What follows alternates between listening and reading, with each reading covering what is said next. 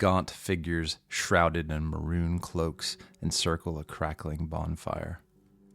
The sound of spitting embers is only obscured by low, rumbling whispers amongst the hooded figures. The flames alone hinting at form in the darkness of the midnight woods.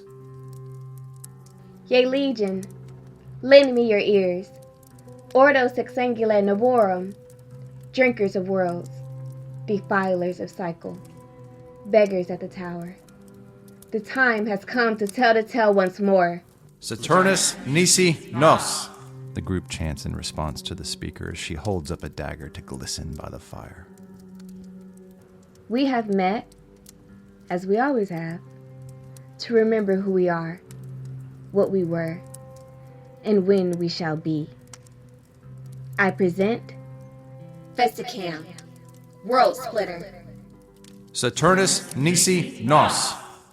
That which has bestowed the truest upon us.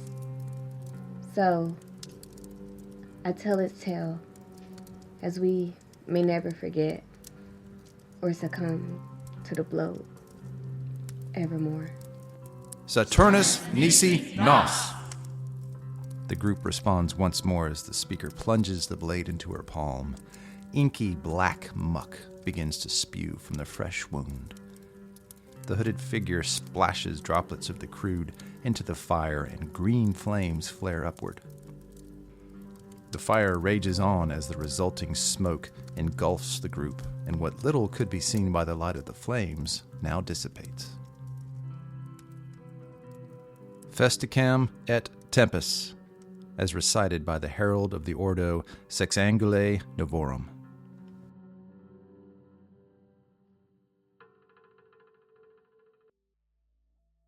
Long ago, there existed time before time eventually forgotten.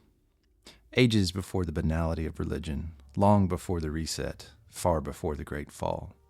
History before prehistoric creature or primordial soup. Impressive structures erected of stone and brick and iron and glass, now untraceable, littered the lands. These were hives, working in congruency, sheltering bodies and minds, and civilization grew. Knowledge of why and what was known by all. Space and time held no more mysteries to be uncovered. Great understanding existed amongst all inhabitants, and peace reigned. At least, that is what they presumed. One night, a storm overtook the sky. All that lived in the wilds of the world scattered. Even the great Nephilim took shelter from the violent gusts. All of the philosophers and teachers and apprentices slumbered soundly in their overindulgent homes of brick, oblivious to the chaos just outside. Ice hailed down from the heavens and covered the realms in frost. Skeletal lightning fingered through the atmosphere and split treetops. The people slept still. Clouds swirled in unique forms with angular edges, geometry amongst the chaos, form and malformation synonymous. All the while, the people slumbered still. Their shelters had been constructed too well, brick and block, impenetrable by the outside world. The people knew nothing of the chaos. Change is inevitable, though, and chaos always finds its way. The flycatcher, daughter of the huntress, was the only one to have been awakened by the storm. Many moons before, she had rebelled against the science and technology of the society and retreated to an isolated cave system carved into ancient mountain faces. The flycatcher rolled out from her nest of furs and forage and fled to the cave opening. Her eyes could barely process what she witnessed erupting from the heavens, but she could feel the change she had been preparing for. She extended her mud-covered hand out from the shelter of the rock to feel the chill of the ice pouring down from above. There was something unfamiliar within the frost. The flycatcher had long ago abandoned language and held no words to describe the invasion to her epidermis. The feeling was understood nonetheless. Something old and wicked lingered amongst the frigid precipitation. Something true. Something to dismantle and reform. She drew her hand back within the grotto to see an inky black substance come alive as the warmth of her blood thawed the glass. The flycatcher had accepted her fate, satisfied to be the solitary witness of glorious tumult from the heavens. She breathed in deeply one final gasp of air before she was interrupted by what we now know as the calling. Her eyes opened wide and filled with the blackness of the cosmos as some incomprehensible utterance rose up from deep within stinking gut to perk frozen ears.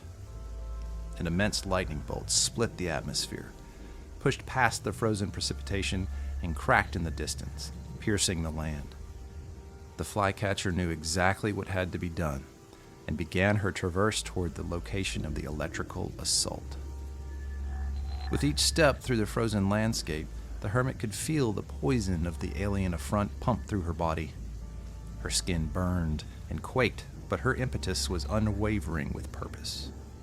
She carried on at an increasing pace, only motivated by the pain. She felt drunk with it. Foliage shriveled and retracted under the attack of frost from above as she passed. Bodies of animals stood like frozen mannequins, stopped in time.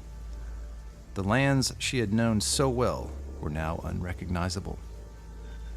In spite of everything, she felt at ease as the events transpired. The flycatcher pushed herself through a thicket of briars, tearing open practically every inch of flesh, but the pouring blood gave no warming relief amongst the frost. Relief only came as she stepped through the brush and found herself at the edge of an immense, scorched crater. The lightning had hit and dug deep into the face of the earth, and steam now sizzled up from the attack. The rocks around the flycatcher felt like they were vibrating, and without hesitation, she dove into the void of the hollow. She slid down the ashen sides of the affliction and was painted coal black with the dust.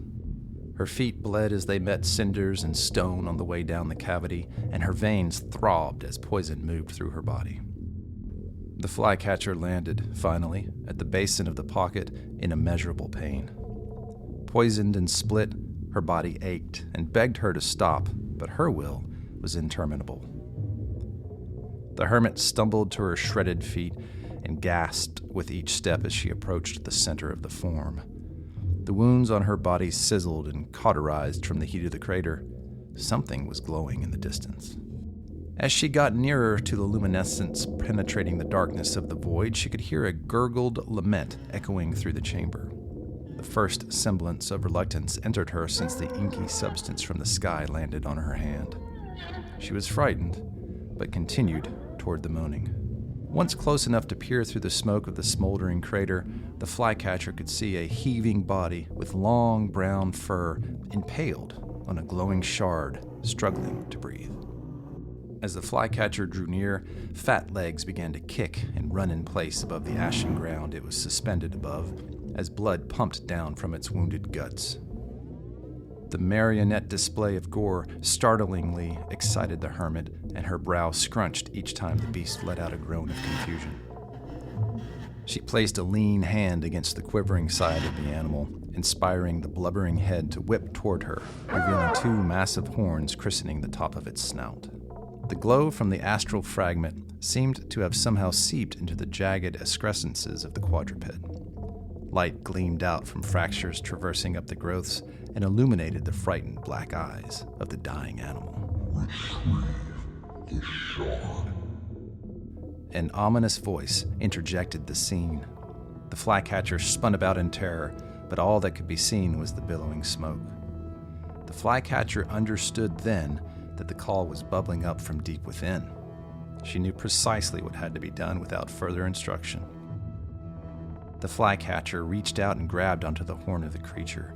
The injured hulk began to jerk and kick against the hermit. Her grip only tightened against the mashing of the needle. She could see her reflection in the glistening orbitals of the creature, but did not recognize her form any longer. The hardships of the voyage had transformed her. One last cry blurted out from the impaled body before the flycatcher snapped the horn from its woolly visage and life exited the beast simultaneously. The hermit felt power course through poisoned veins as the luminescence of the horn trickled down her arms. The flycatcher reborn. the shard retrieved, Festucam, world splitter, Saturnus nisi. The flycatcher reborn, the shard retrieved, Festucam, world splitter, Saturnus nisi nos.